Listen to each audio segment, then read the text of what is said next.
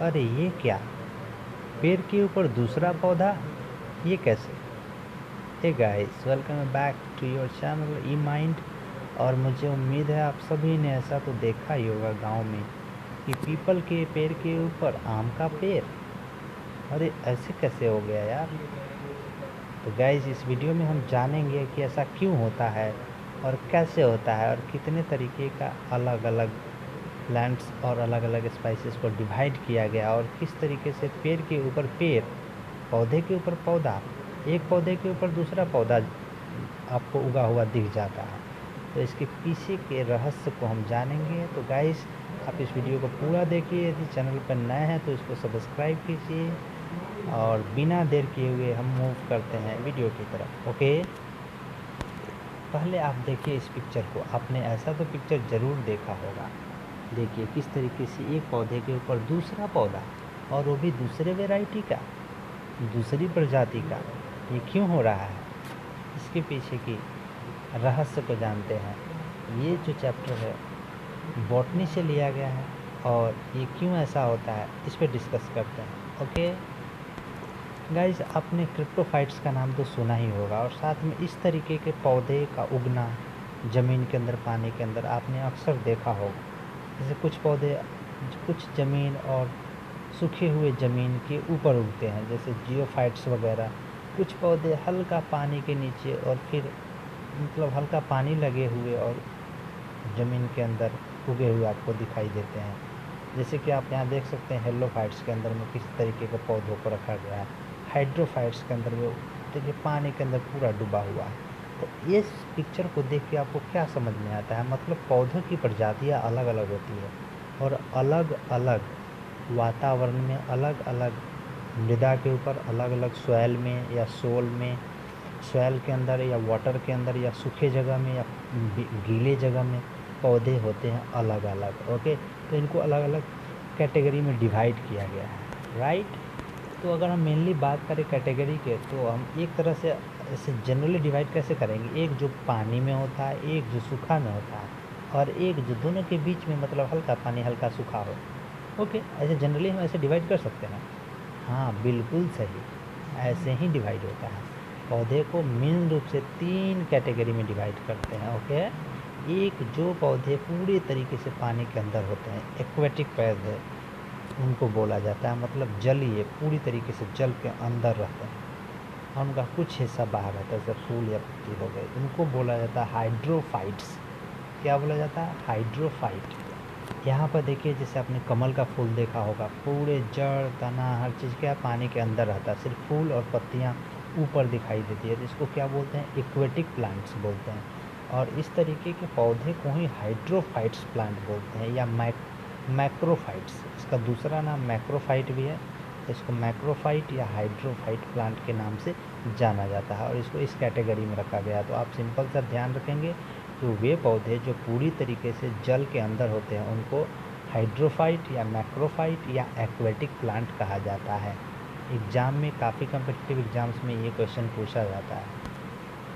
अभी जो हमने एक्वेटिक प्लांट्स के बारे में देखा, ये एक्वेटिक प्लांट साल्ट वाटर में हो सकते हैं, फ्रेश वाटर में हो सकते हैं। मतलब दे में live in salt water and in fresh water. But ज़्यादा सॉल्टी वाटर हो गया तो उस जगह पे फिर दूसरे टाइप के पौधे होते हैं। जैसे समुद्र में आपको ये कमल खिलता हुआ नहीं दिखेगा।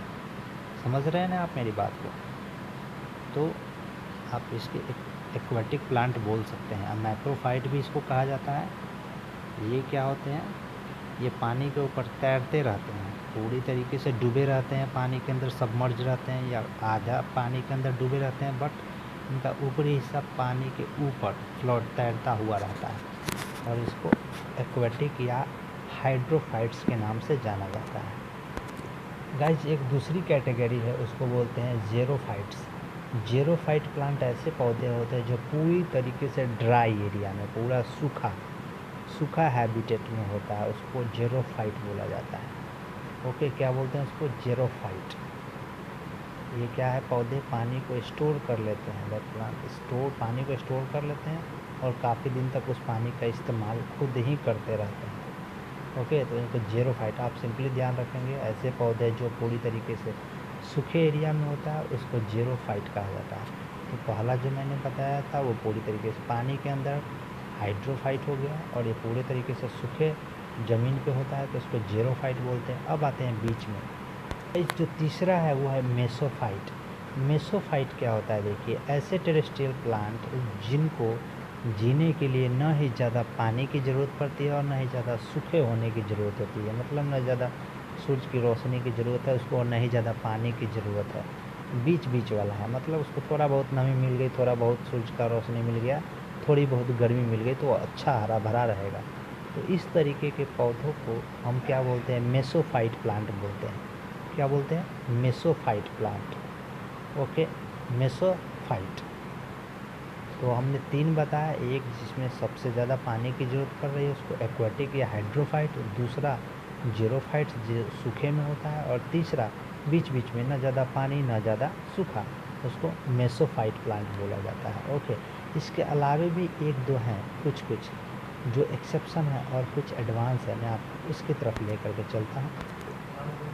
इस पेड़ पे देखिए, इस पेड़ के ऊपर एक दूसरा पौधा उग गया है।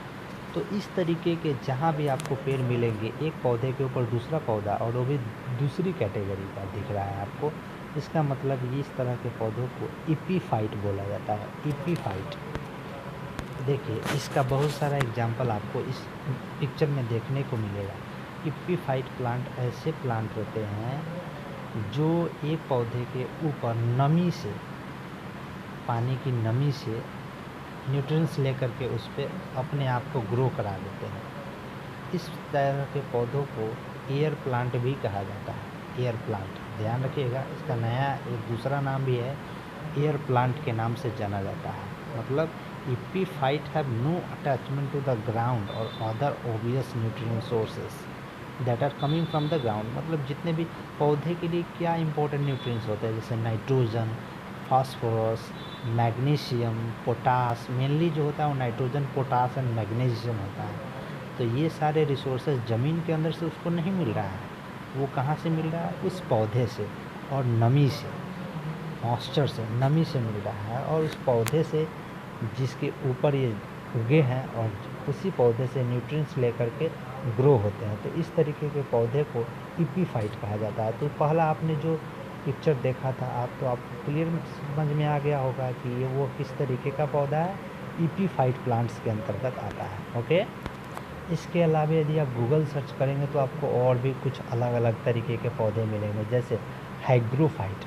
अभी हाइग्रोफाइट क्या होता है, देखिए हाइग्रोफाइट के अंतर्गत क्या होते हैं, ये भी पौधे ज़मीन के ऊपर ही रहते हैं, लेकिन क्या है, खुले जगह में नहीं मिलेंगे आपको, ऐसे जगह में मिलेंगे जहाँ पे काफ़ी घना डेंस जंगल है, घना जंगल है, नमी है, पूरा ढका हुआ है, पानी की वहाँ पे जमावट हो रही है, पानी जमा हो रहा है।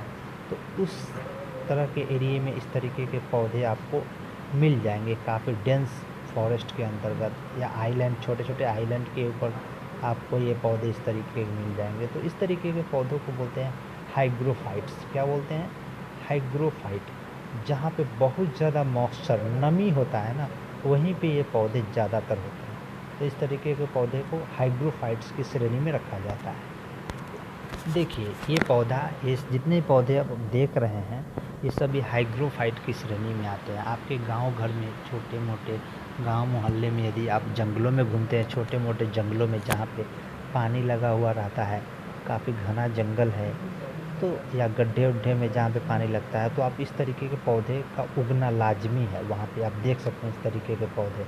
तो इसको, ये सारे पौधों को हाइग्रोफाइट्स की श्रेणी में रखा जाता है। ओके, तो हमने आपको यहाँ पे 3-4 तरीके के पौधे की श्रेणी को बताया है। आप एक बार दोबारा से रिवाइज करेंगे, सबसे यहाँ पे लास्ट पे हम डिस्कस किए हैं हाइग्रोफाइट्स के बारे में। तो वह पौधे जो ज़मीन के ऊपर डेंस, काफ़ी घने जंगल में मॉइस्चराइज के होने, नमी के कारण से होते हैं, तो इनको क्या बोला जाता है, हाइग्रोफाइट बोला जाता है। ओके, और जहाँ भी इस तरीके के पौधे आपको मिलेंगे कि एक पौधे के ऊपर दूसरा पौधा जमा हुआ है, तो इस तरीके के पौधे को आप क्या बोलेंगे, बोलिए बोलिए, क्या बोलेंगे इसको, इपीफाइट। इपीफाइट। ओके, तीसरा क्या है, मेसोफाइट। तीसरा क्या है, मेसोफाइट। टेरेस्ट्रियल प्लांट होते हैं जिनको जिनको जीवित रहने के लिए ना ज़्यादा गर्मी की ज़रूरत है, ना ज़्यादा रोशनी की ज़रूरत है और ना ही ज़्यादा पानी की ज़रूरत है। ये बीच-बीच वाले हैं, हल्के-फुल्के नमी में भी मस्त हरे-भरे रहते हैं, तो इनको मेसोफाइट कहा जाता है। ओके। और एक जो पूरी तरीके से पानी के अंदर डूबे हुए रहते हैं और उनका सिर्फ बाहरी हिस्सा या फूल या कुछ पत्तियाँ ऊपर तैरती हुई आपको दिखाई देती है, तो उसको हाइड्रोफाइट कहा जाता है। या ऐसे भी बोल सकते हैं जिनको काफ़ी ज़्यादा पानी की ज़रूरत है जीवित रहने के लिए, उसको हाइड्रोफाइट कहा जाता है। ओके। अभी बात करें तो हाइड्रोफाइट की ये श्रेणी क्रिप्टोफाइट्स के अंतर में आती है। तो क्रिप्टोफाइट को भी 2-3 तरीके से डिफ़ाइन किया गया है। मतलब हाइड्रोफाइट हो गया जो बहुत ज़्यादा पानी की ज़रूरत हो, वो सारे पौधों को बोलेंगे हाइड्रोफाइट की श्रेणी में। हेलोफाइट मतलब थोड़ा कम पानी, तो उसको हेलोफाइट, थोड़ा कम पानी में होने वाले को बोलेंगे हेलोफाइट। और उससे भी कम पानी मतलब नमी वाला मिट्टी के ऊपर हो जाता है, तो इस तरह के पौधों को हम बोलेंगे जियोफाइट्स। ओके गाइस, तो आई होप कि अभी आपको पता चल गया होगा ये आपको क्या दिखाई दे रहा है। और इसके अलावा भी मैंने आपको 2-4 यहाँ पे जो एडिशनल नॉलेज दिया है, ये एग्जामिनेशन कम्पिटिटिव एग्ज़ाम्स में बहुत सारे एग्ज़ाम्स में पूछे जाते हैं, तो आप इनको अच्छे से याद रख लेंगे, अच्छे से इनको याद करेंगे और पढ़ेंगे अच्छे तरीके से। ओके। तो मुझे उम्मीद है यह वीडियो आपको काफ़ी हेल्पफुल रहा है और वीडियो अच्छा भी लगा होगा आपको, और आपको बहुत कुछ सीखने को मिला होगा। यदि सीखने को मिला है तो बताइए ये क्या देख रहे हैं, कमेंट में लिख करके मुझे बताएंगे एपीफाइट क्या होता है। ओके गाइस, मैं अगेन दोबारा मिलूँगा वापस आपके साथ एक नए वीडियो को लेकर के, इंटरेस्टिंग वीडियो के साथ। टिल देन गाइस, स्टडी करते रहिए और खुश रहिए। Bye bye.